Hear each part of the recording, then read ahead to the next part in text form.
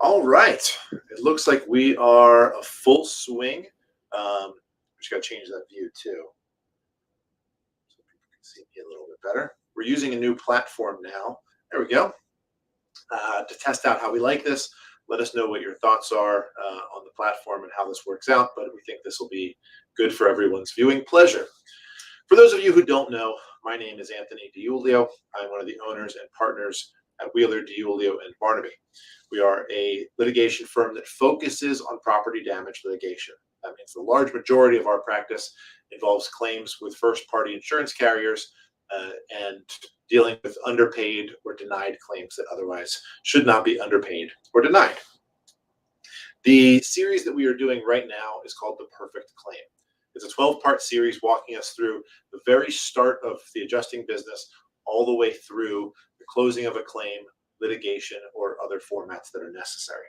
So the goal of this will be when you put all 12 parts of this series together, you will have a nice guidepost for what a perfect claim looks like. We're going to be going through today talking about what it takes to find the right claim, how that process looks for you, what the marketing looks like, what your social media presence, your online presence, and different options you will have to really maximize your presence out there to get as many claims as possible and to get better claims. One of the things I talk about often with adjusters is, how are people getting those large commercial losses, those HOA claims, the churches, all of those bigger claims that can ultimately mean more money in your pocket and the client's pocket. How do those come about? So we're going to talk about that as part of today. If you guys have questions throughout this process, please let us know. One of the nice aspects of this new system is that your questions will actually be able to be directly popped up through Mario Barnaby, who's behind the scenes, onto the screen for us to see, to talk about. So anything you guys want to know through this, please let me know. Looks like we've got that viewer count still going up, so I don't want to get started too quickly. I appreciate everybody joining. As always, these are recorded, so if for some reason or another you miss it, you can always go back and check it out on our Facebook page, now on our website as well at wdblegal.com, and we even have a YouTube that you can be watching these on if you so choose. We're trying to expand this so that people don't have to feel like they're on Facebook to watch them. They can go on other platforms as well. But the comments all are coming through live, so I appreciate that from everybody. Joe, Mike, Marco, really appreciate you guys helping out and telling us how this is going. So let's get started with this.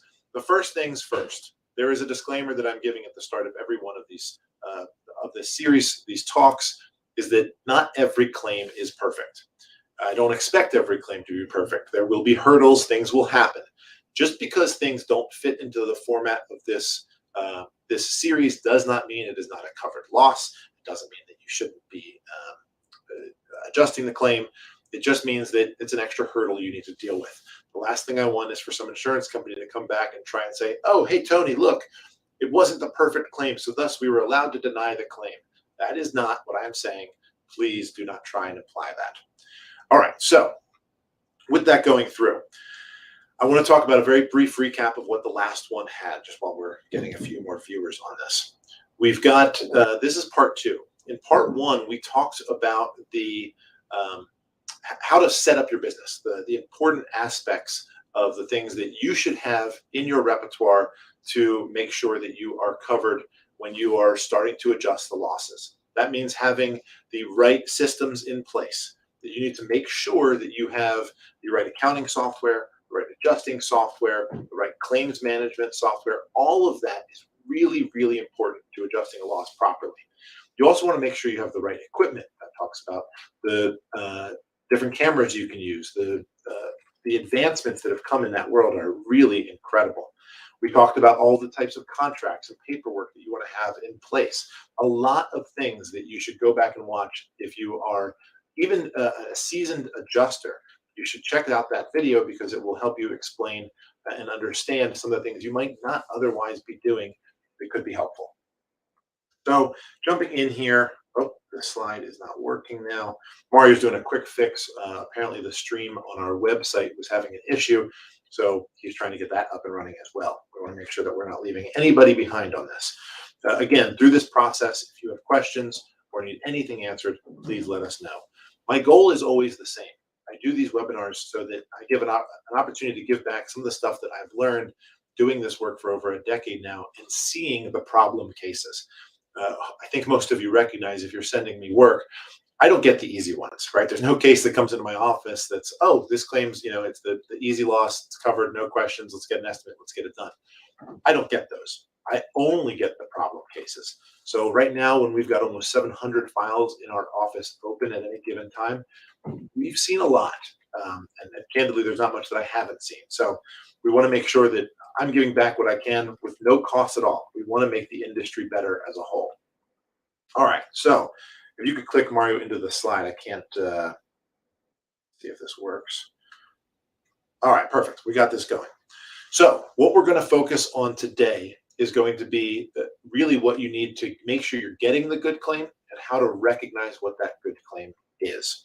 So we're going to talk about your most valuable assets when it comes to marketing and getting more claims. We're going to talk about how to get the more valuable ones. And like I said, we're also going to talk about noticing what's good and what's not. Oh, still not in there, Mario. Sorry, I apparently have to click back in. There we go. Sorry, still getting the kinks out of the new system. So let's jump into this. What is, in your opinion, the absolute most important thing to remember when it comes to finding a claim? What's the most important asset that you have as adjusters, even as contractors, if there are contractors on here, as adjusters doing this work, what do you believe is the most important asset? And if you get it right, you can put there, if you have a guess, put it into the comments here.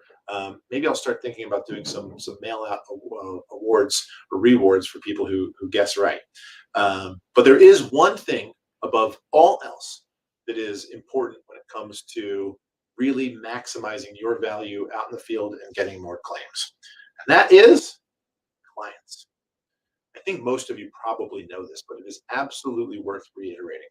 Clients are your most valuable asset when it comes to getting more claims.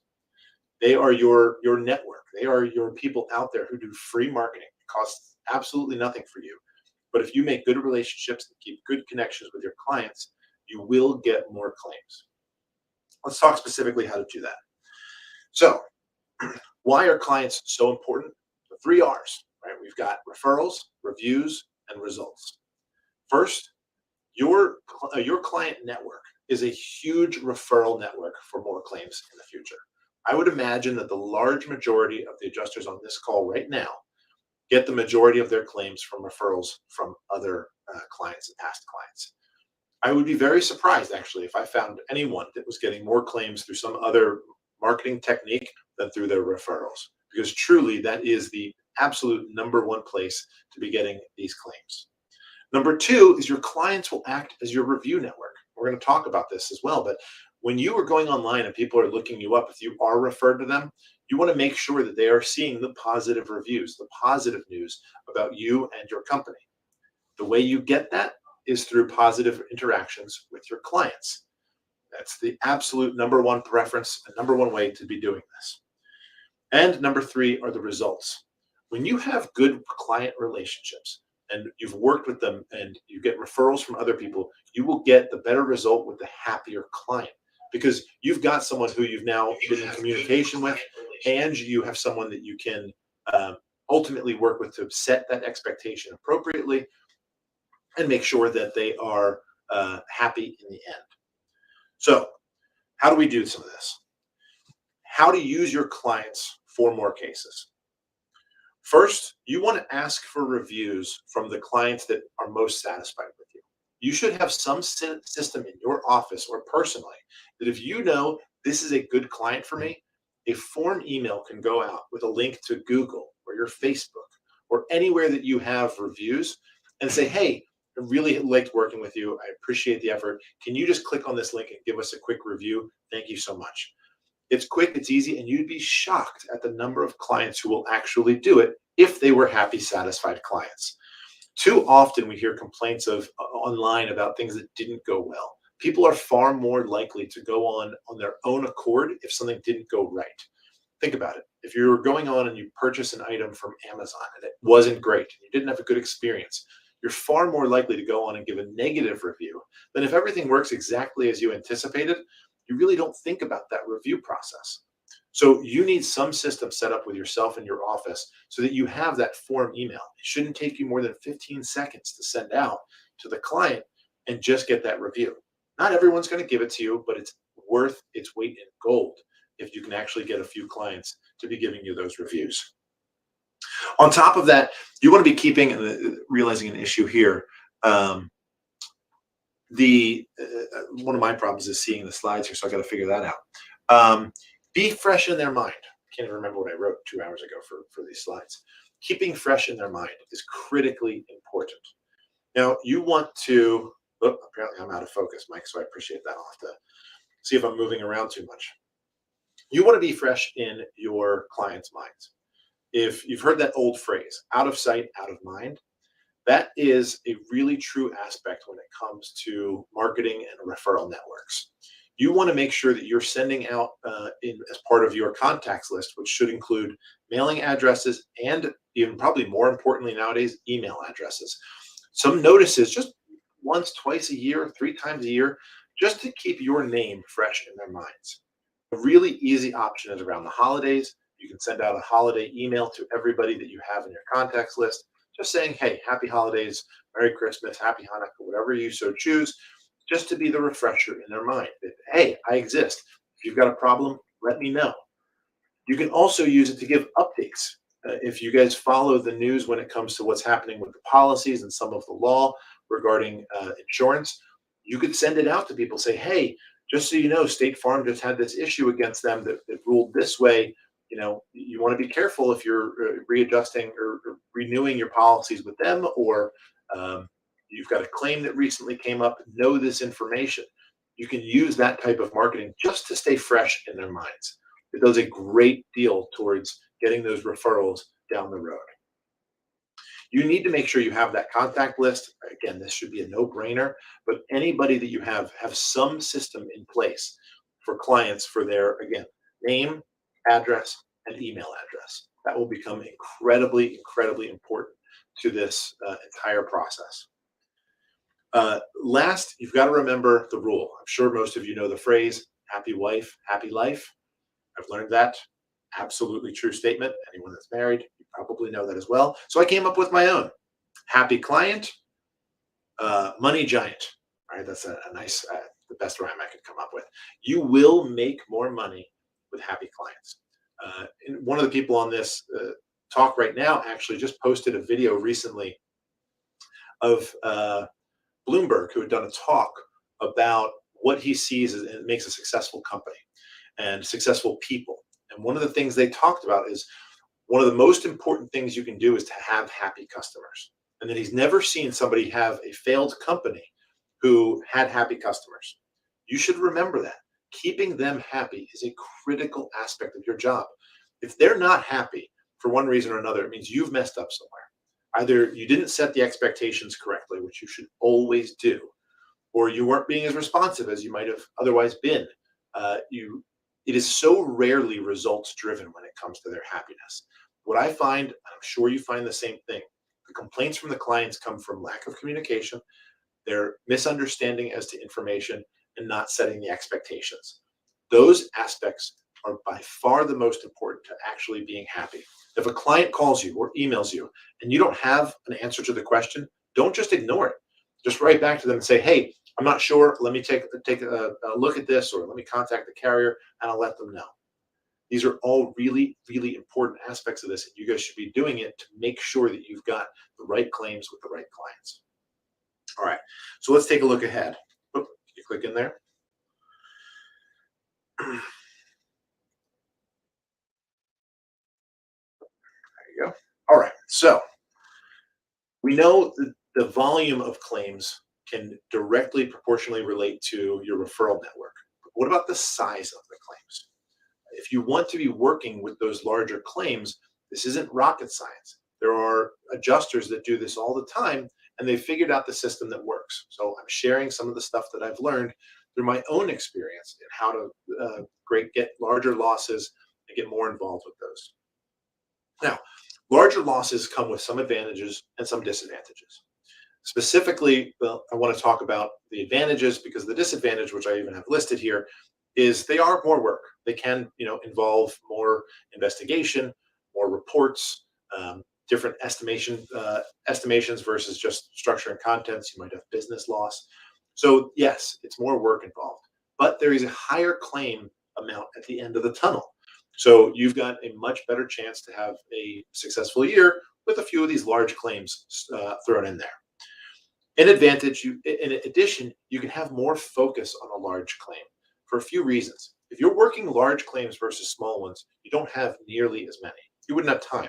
If you might be running 100 small claims over the course of a year or a couple months, you might only be able to handle 10 or 15 large losses in that time just because of the amount of work involved. But your bottom line still goes up. It's absolutely worth pursuing these large losses if you can ultimately get them. The other disadvantage, there is more at risk. Large losses usually come with commercial businesses, HOAs, churches, those types of items.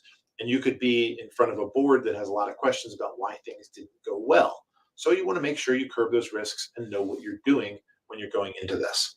But all in all, it's absolutely something that every adjuster, in my opinion, should be striving for.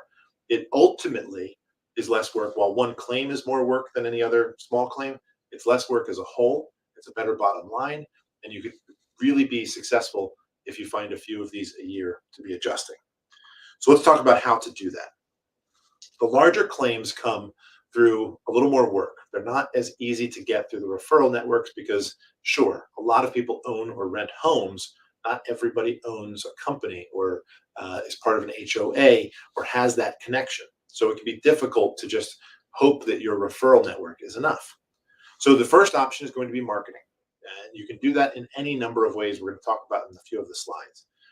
You also want to talk and think about going to conferences. We're going to talk about some of those options as well, where you can be the expert. You can be the person that they're turning to ask questions and get answers and to solidify yourself as the go-to resource for a particular problem. In addition, we've got business groups. Business groups can be really great to be a part of a larger network of people with only a few connections. Groups like BNI can be a little difficult to make the meetings all the time, but if you find the right balance, you can ultimately get some really good referrals if those groups are widespread. Now, it's not just company or groups like BNI. There's a number of other ones out there. If you want to do some research or have questions, please let me know. Social clubs. If you aren't a member or of any groups, you could think of things like country clubs or the Racket Club in Philadelphia. These social groups where you're going to be, rubbing shoulders, if you will, with people that are probably in a more likely position to have businesses, to be owners, and involved in corporations where they have more say when things like a large loss comes along. So getting to rub shoulders and finding ways to communicate with those people are very, very important. Remember, in all of these scenarios and everything we talk about down the line, you need to be the expert, right? You need to be the person that they are going to ask those specific questions. You want to be that person they know, hey, I've got a problem. I know X has the answer. I'm going to go to them. I wanted to give one warning here. And this is actually through the assistance of Holly Soffer, and she's going to be on the next slide for her contact information. When it comes to marketing, so we're about to talk about that a little bit, there are specific states that have regulations when it comes to public adjuster marketing. You want to make sure that you are aware of that before you get into any type of marketing at all. You always want to include a copy of your license number with any marketing that you do. It's just the safe bet. It might not be required in every state, but you should have it on there anyway, just in case. But any marketing you do, anything at all, speak with an attorney first, just to make sure, hey, is this above board? Am I allowed to be doing this?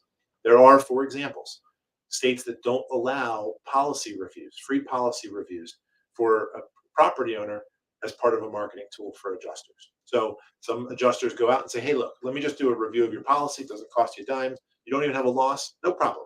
I'll just take a look at the policy, let you know my thoughts. If I think you should switch from A carrier to B carrier, I'm happy to help you with that. Don't worry about a fee. I'm just here for you. It's a great marketing tool, but it's not allowed in all states.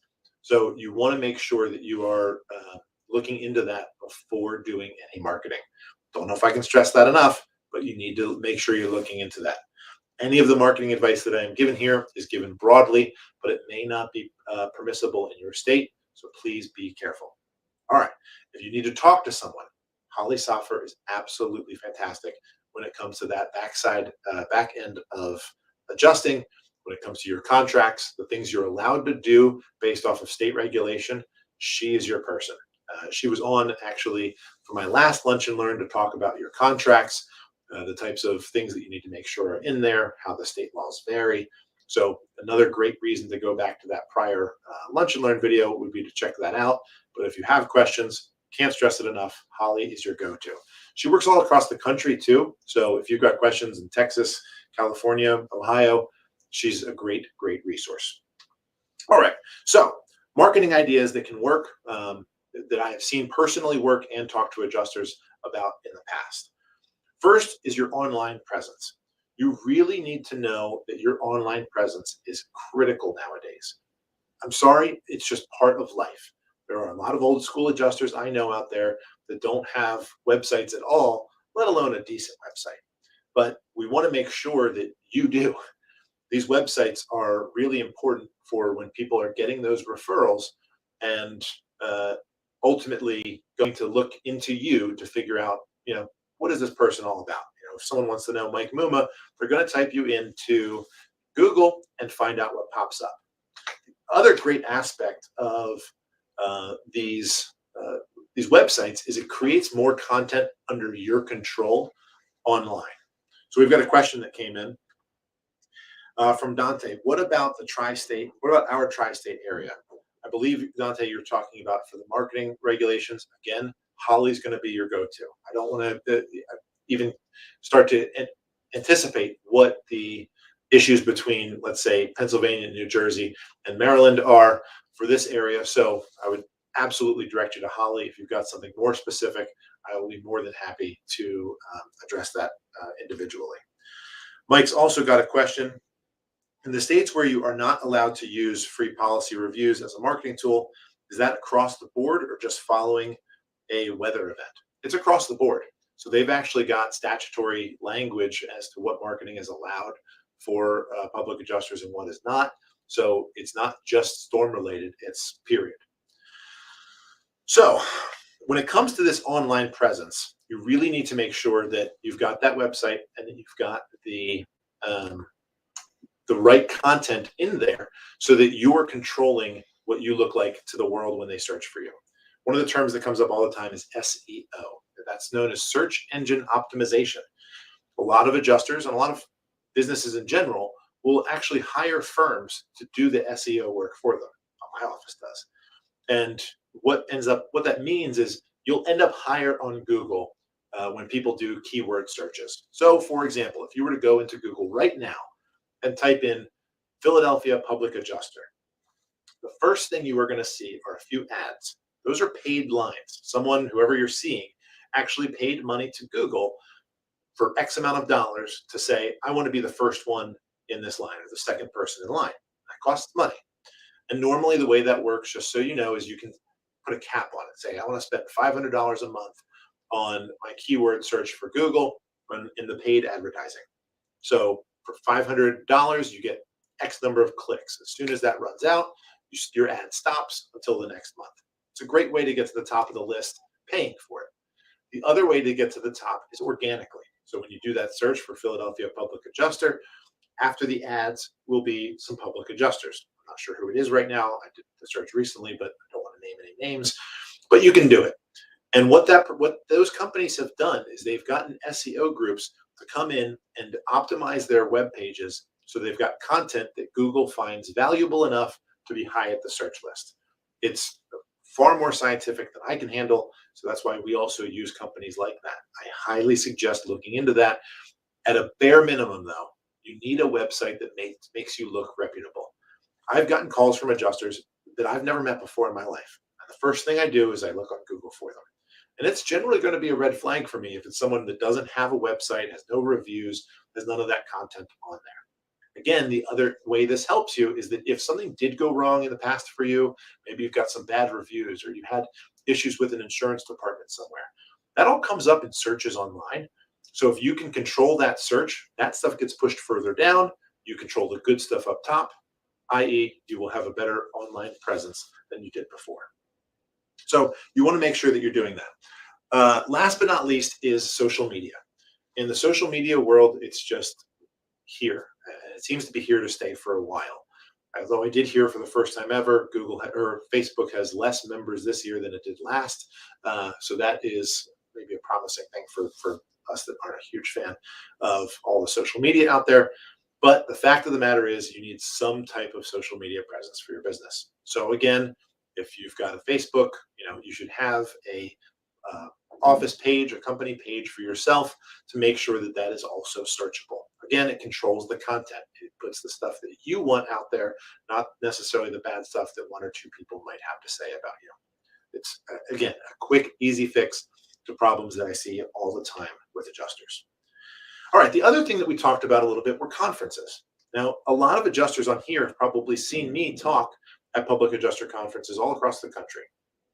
The reason I do that is not only because I do like to give back, but look, the truth of the matter is, I think that going to those conferences helps people realize I know what I'm talking about.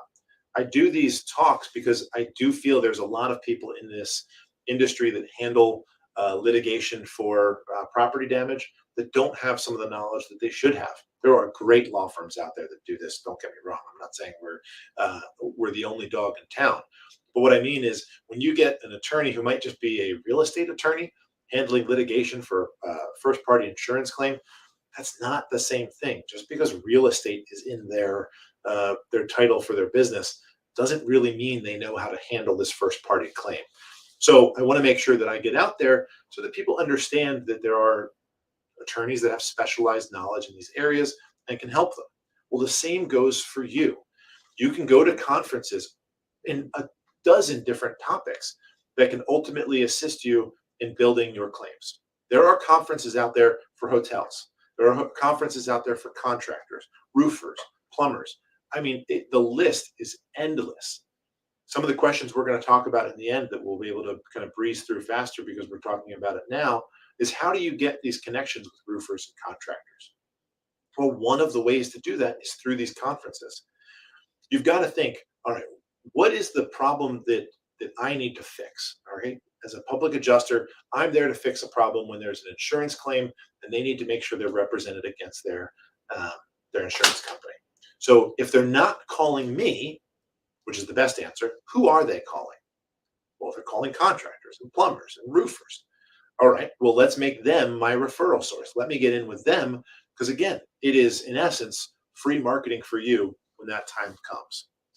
So and someone else made a good comment right now. Mike Muma says to feed them. It is another great way, and feeding them, the term isn't my favorite, but using them to come in on your claims and say, look, I've got a claim from a homeowner. They need a contractor. Are you interested in the job? Sure, no problem. If it works both ways, it's the absolute best relationship you could hope for.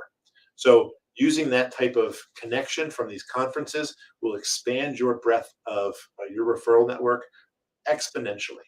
Remember, one contractor connection is not a one person connection. You are now connected to every person that contractor does work for. It doesn't take a lot to figure out that that's a pretty quick way to expand your network for referrals. That works the same. I've got on the list here just to mention it. Churches. There are more church networks than I could imagine. Getting in with those is just as valuable. Church claims have a lot of value to them and can ultimately be very lucrative for the industry. And you can be doing a great service to the churches to make sure they're getting what they actually deserve on these claims. All right, so let's talk about a good claim. Because this webinar, this Lunch and Learn, isn't just about what it takes to find the claim, but it's focusing also on what a good claim looks like from the start. Not every claim is a good claim. You shouldn't really be signing every claim that you get. I can imagine, I would imagine, that there are numbers of claims you go out to and say, I'm sorry, there's nothing I can do here. This isn't a covered loss, or it's not enough of a value on it to justify my fee. Whatever the case may be, not every claim is a good claim. And too often I am getting adjusters to call me to say, hey, this claim went south. I need you to step in. And I get it. And I say, why did you take this in the first place? This claim, excuse me, has no legs to stand on. I couldn't have hopes of fighting this in court even if I wanted to. It's a stone cold loser. Uh, it really is on you guys to make sure that you aren't taking those claims. And there's a few reasons for that. First is the client. We talked about this in the beginning, how important the client is. If you take every claim that you've got a phone call on and you're not successful on 50% because of it, you are going to have 50% of clients out there who you've said one thing to, potentially a claim that is worth putting in, and they get nothing for. And now you've got some potentially angry people. You don't want that. You don't want to be setting expectations and putting in claims just in hopes that it's going to stick. That is not a good marketing idea. It isn't good for your business, and it is not good for the industry. You don't want to be known as the public adjuster that just would take any claim in hopes that it works, because it's going to put a bullseye on your back for one of two things. Either you're putting in fraudulent claims, or he doesn't really care about the claim itself and just wants a quick outcome. So I'm going to underpay the loss. You don't want to be that person. You want to fight the good fight. So let's talk about what that looks like. There are a number of factors that I sat down with Mario this morning to talk about when it comes to a good claim. What does a good claim look like? First, the number one thing I would say is if you can get in early. Getting in early on a claim makes all of the difference. I think you know this. I would imagine every public adjuster out there on the planet knows you want to be the one putting the claim in for the client. You want to be first on site for the inspections. You want to make sure you control the narrative. Controlling the narrative of a claim is critical. We all know this. A client has a water loss in their house. A pipe broke on the first floor and their basement got filled with water. First thing they're going to say is, my basement is flooded.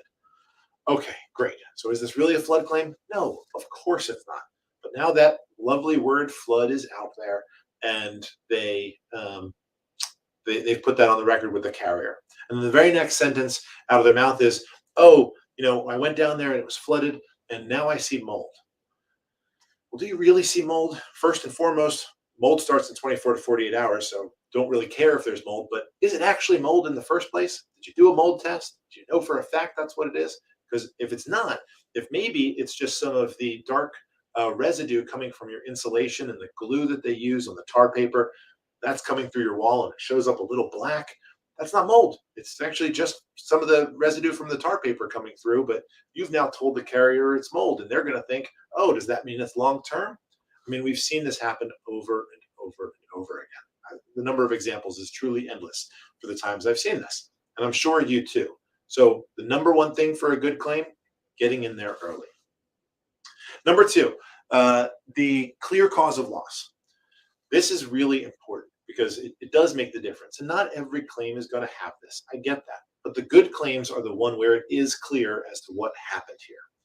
The best ones that I have are ones where there's video of the water pouring in down into the kitchen from the broken toilet, that you can clearly see this is not some long-term issue. This isn't something they've just ignored. We've got waterfalls inside of our house. Now, it's amazing to me that I've actually gotten those claims, because we get to a point where I go to the carrier and I say, how on earth are you saying this is long-term? Look at this video. I mean, that's nuts. We've actually gotten bad faith because of some of those. So making sure you've got a single cause of loss, those are great. Again, not a deal breaker. You might have a case of water coming in through a roof, and maybe you're not sure if it was the windstorm that came through or wear and tear, and you don't know if you're going to be able to claim the roof or not. But it's much easier always, of course, if you've got one clear cause of loss. On top of that, we've got the property conditions. Now, again, none of these are deal breakers, by the way, and especially not with property condition. I never want to judge somebody based off of how they live, but the fact of the matter is, the properties that are kept in good condition, clearly they're well maintained, they have a nice home, and it has nothing to do with the amount of money they've got. I don't care if they've got a $5 area rug or a $40,000 rug, oriental rug in their living room. Doesn't bother me one way or another. All that matters is that it's a property that's cared for. And if that's something that is shown, it makes your job much, much easier. It's always going to be a red flag that needs to be discussed if the home is in disarray, if there's clearly other items that have not been repaired. Because we all know is going to happen is the carrier is going to come in and say, well, look, I think this is actually more of a maintenance issue. They weren't maintaining the windows. That's what causes this water damage, not the windstorm from the roof. So that's the type of stuff you want to look for, and certainly a red flag if it's not there. Length of ownership. So this is another one that has been coming up more and more often. I get claims too often where it's a property owner who just purchased the property a month or 2 months ago, and it happens to burn to the ground. Well, I've turned down some of those cases because there's a few too many red flags for me as to the coincidences that happened, right? It's a property in the city. They purchased it for $3,000 at sheriff sale. They got $250,000 of insurance.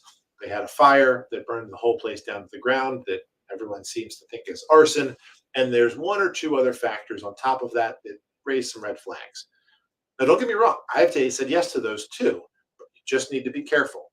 The shorter the time of the ownership of the property, the more carefully I will look at a claim. Can't stress, doesn't mean you should say no, just means it needs to have a close eye on it. The next one is, what is the occupancy of the property? And this one's important because the occupancy of the property isn't so much as to whether or not it's covered or not covered, but it goes to the knowledge of the person who's making a claim. What do I mean by that?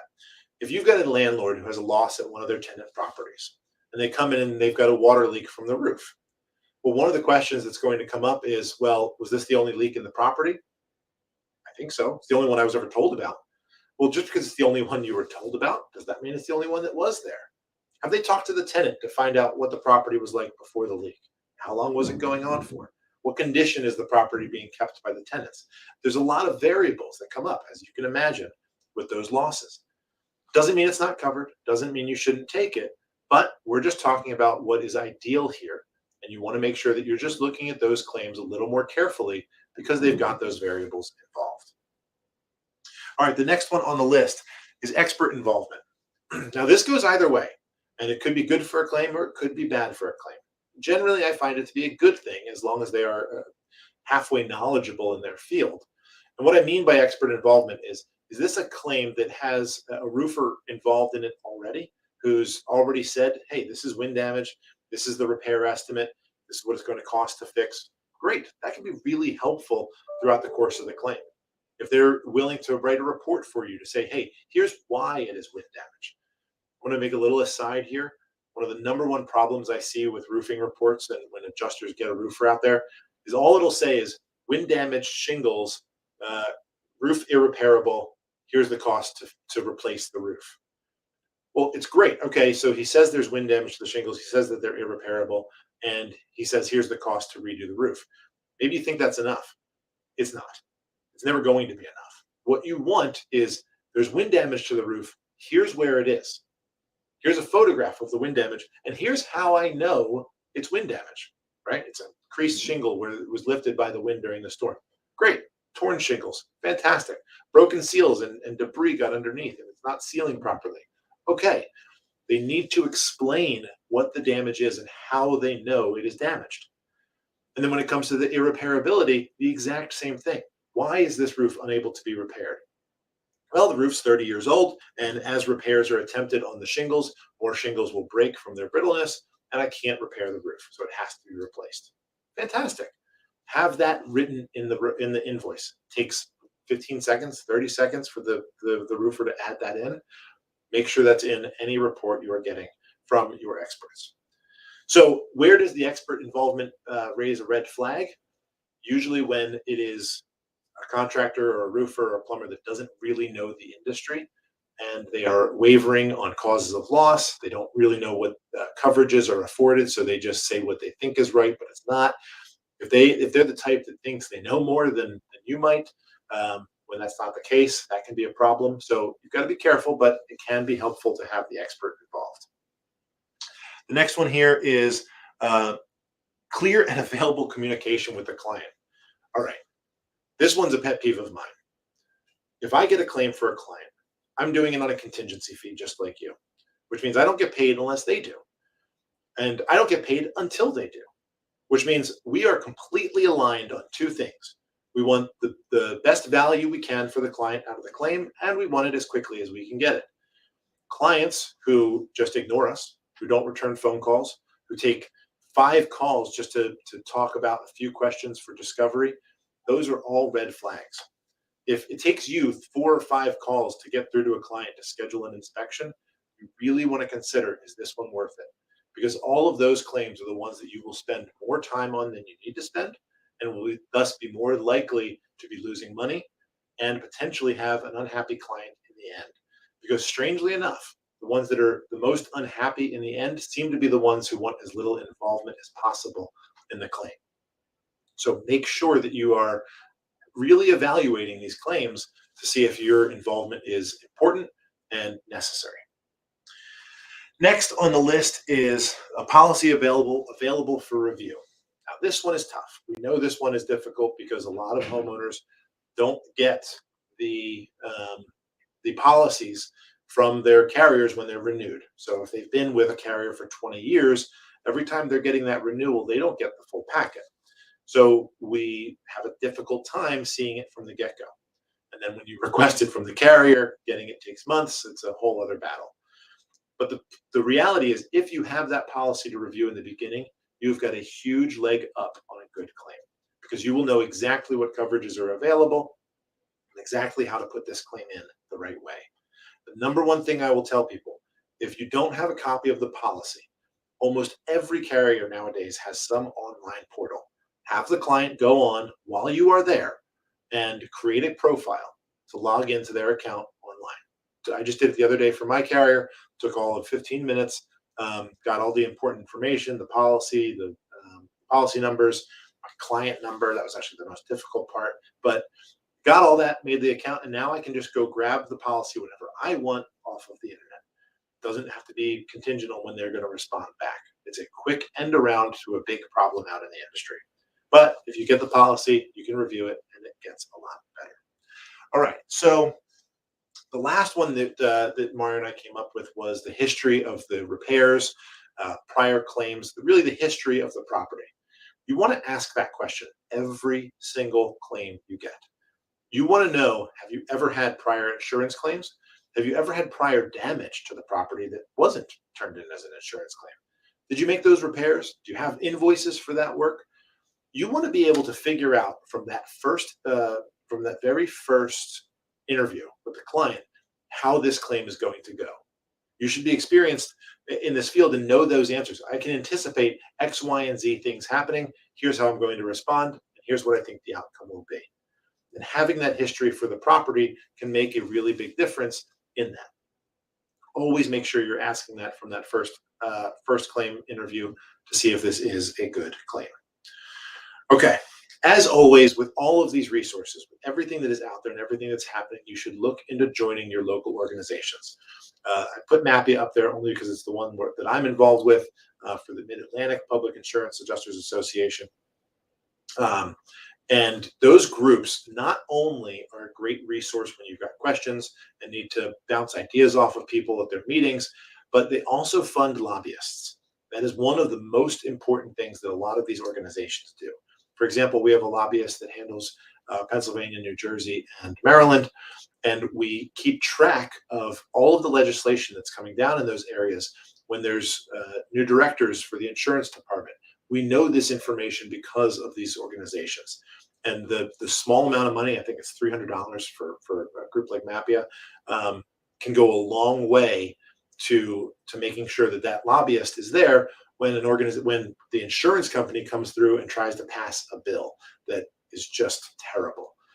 If you don't know, there was recently a bill that was coming forward. I believe it was New Jersey. I got to double check. It might have been Pennsylvania, where they were trying to change the language for what a carrier is allowed to do when a policy is renewed.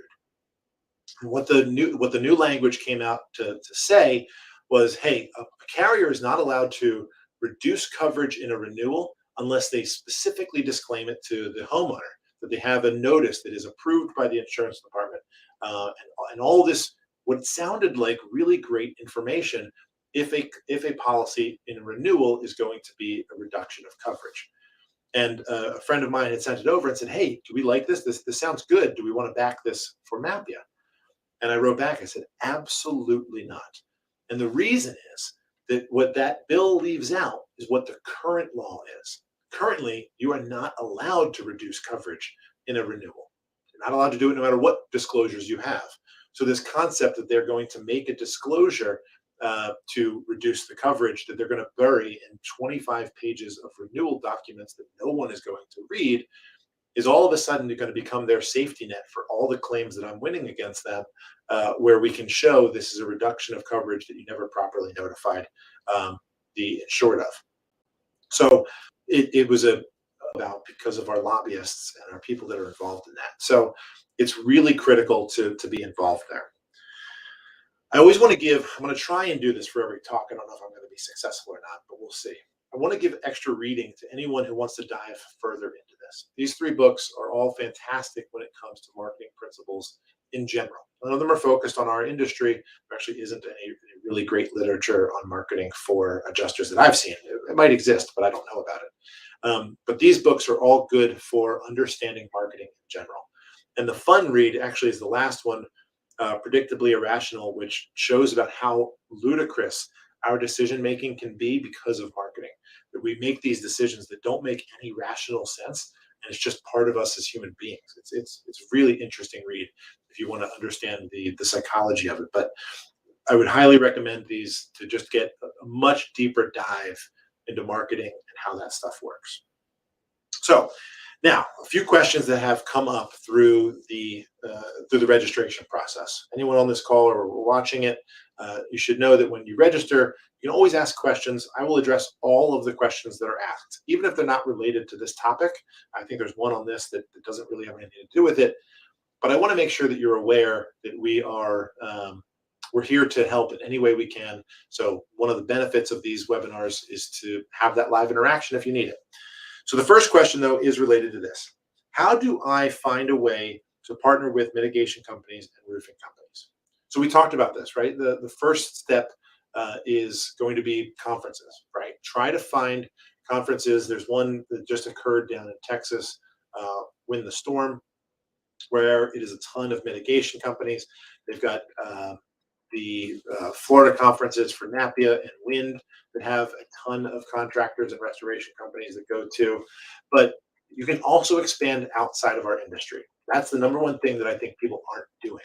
When it comes to adjusters, you can actually go to, there's no reason you can't get a booth and a table at a contractors conference and start talking to them in your local area for those claims as well. It can make a really big difference. Beyond that, when you do have claims with homeowners and you say, hey, are you going to be, do you have someone lined up for this, for a contractor or a plumber, or do you have someone that can do that? If they say yes, let them and say, great, can you send me their contact information? And you can create new connections with every person, every claimant you have, every client that has a loss that needs to get something repaired. Use them as a connection to another contractor, another plumber, another roofer. That is a great way to expand your network of referrals across the board. So 2 great options there. You know, you always want to make sure that you do try to give back to them as well. I think as Mike Muma had indicated, you know, use them as an option to say, hey, homeowner, you don't have a plumber? Let me get you someone that I know that I think can be helpful. Here's something to really keep in mind. Make sure there's someone you can trust and is reliable. I have seen a number of complaints from property owners who say, my adjuster told me to get X person, you know, they ran away with my money, they didn't do the repairs right. Make sure you find the reputable ones. And make sure it's disclosed to the homeowner or the property owner. They don't have to use your person. I've done a number of claims for public adjusters where they've been sued by a homeowner because the contractor messed up. I mean, it's absolutely ludicrous in my eyes, but it does happen. And if you make sure that you are honest with your property owners, that this is not someone who I'm telling you have to use, this is 100% your choice. If something goes south, it's between you guys. I'm just giving a recommendation. It's a really, really important aspect of this. All right. How do I network with firefighters? So this was actually a really great question because I hadn't thought about firefighters when I was doing putting together this webinar. But firefighters are a great resource to have. And just like contractors and just like everyone else, they actually have conventions as well. If you go online, you can just search for on Google for firefighter conventions. You can actually find resources for that. Another great option is to go offer some type of service to the fire companies, whether that be a lunch that you can go sit down and talk with them. You purchase lunch and say, hey, I want to talk to you a little bit about some of the stuff I've been seeing recently in the area, to make sure that we're really protecting the property owner. Most firefighters, their interest is in protecting, right? They want to make sure that they're putting out the fire, protecting the people, protecting the properties. So if you go in and make the point, look, that's what I'm here for too. I want to make sure that they're not, left with this property in its condition. That can go a long way towards how you're marketing to firefighters and creating those connections as well. Again, be careful with all of these recommendations. Cannot stress it enough. Check with local attorneys and local laws and regulations to make sure you're allowed to be doing the things that we're talking about in your specific state. All right, how do I get into HOA and commercial business? So HOA claims, they're annoying to me. I like them. They're high value if you get the HOA on board, and they can be good. But if you've got disputes between HOA and condo owner, those can become quite a difficult claim. So just make sure you know what you're doing. I take the claims, and I'm happy to, because I've learned from past mistakes and other attorneys. Make sure we're handling them right, but you want to make sure you know exactly what you're getting into when it comes to which policy is primary, what happens to the deductible, who pays that back. I mean, there can be a lot of mishaps that go along, but HOA claims can be very valuable. The real key to HOA claims is the board. You need to make sure that you've got board approval and that you are making sure everything goes through that board for anything that happens. So when it comes to an HOA, try to get into communication with board members. If you have a condo loss for a specific condo owner, ask for a copy of the board members, their contact information, and do reach out to them, talk to them about what happened at the property, and just say, hey, if something like this happens again, let me know. I'll be more than happy to help. Your goal, again, is to get those contacts, make them recognize you as the expert, so that when something goes wrong, you're the person they call. For commercial claims, you're wanting to look into landlords and the property owners themselves, and obviously the business owners. Those are going to be your big contact points for commercial claims. And it's going to work the same way. You're going to want to try and make sure they recognize you as the expert, talking to them at other conferences, wherever you can find them. Like I said, social groups that you're involved with, whether that be actual networking groups like BNI or other groups like country clubs and things like that, is a great option to try and connect with that community. All right. This was one that came up that was really important to me. And it talks about the concerns of doing marketing where you badmouth, quote unquote, the insurance companies. Now, number one, if you've got any specific concerns about marketing on any individual item, talk to an attorney. Talk to me. I will be happy to review it to see if this is something that it goes beyond your opinion or some other issue that gets you around slander and libel laws. But opinions generally aren't something that can be considered slanderous or libelous. If you're just saying, I believe that, State Farm is not a good insurance company, and here's my reason why, you're allowed to do that. It's equivalent to an editorial in a magazine. You've got a lot of leeway to say what you believe when it comes to an insurance company. Where it becomes problematic is if you were to say something like, X company is a criminal because they've done X, Y, and Z things. Well, now you've potentially crossed the line in making a determination as to whether or not this is libelous or slanderous. So you want to make sure you understand that. But as long as you stick to opinions or facts to actual claims that have occurred, you've got to remember there is absolutely nothing actionable for things that are true. So if you want to do a claim review for one of your files and say, this is what happened. I had a loss with State Farm. They paid out $5,000. I got them $50,000. and here's why I got it, and that's perfectly fine. It's all factual information. You can do that. There are articles on my webpage right now that you can search for policy reviews for Farmers, Allstate, State Farm. And I go through and I talk about the weaknesses and the problems with these companies because it's all factually accurate stuff. The policy does say X. That's not me being slanderous or libelous. That's just exactly what happened. And how they handle that, again, it's all factual stuff. So you've got a lot more leeway, I think, than you might otherwise normally have. The next one was one. The next one was one that I don't believe was related to this, but I wanted to address. And I actually spoke to this adjuster on the phone. And you can always call me with questions anytime, day or night. I'm happy to answer them.